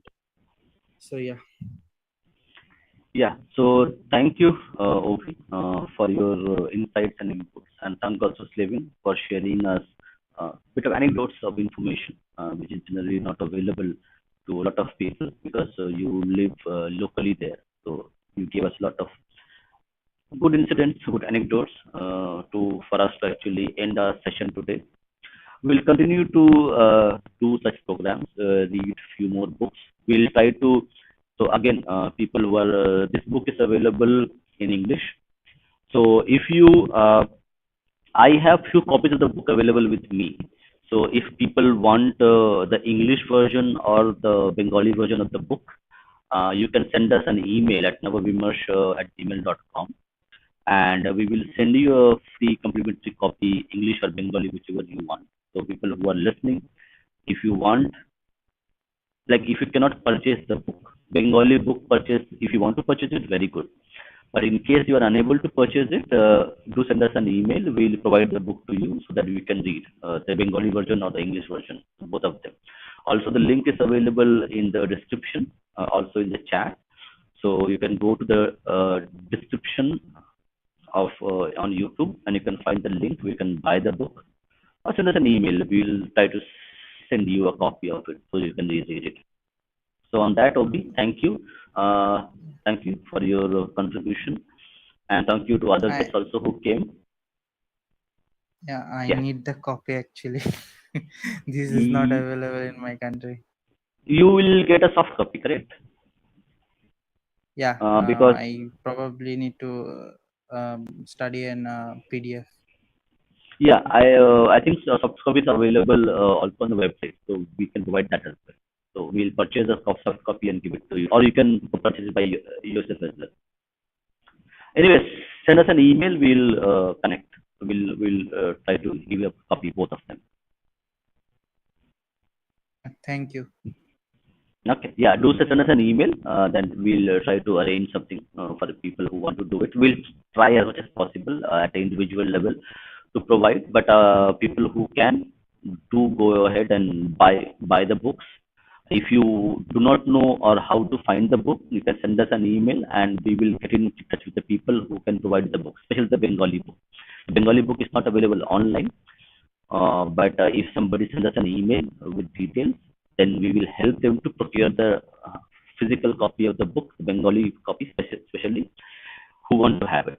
So on this note, thank you everybody for joining, for listening, for giving the time, and we'll continue to do the readings and try our best to inform the general public about what's happening, especially in Bangladesh, and also a reflection of what is going to happen in West Bengal. So thank you. Jai Shri Ram. Vande Mataram.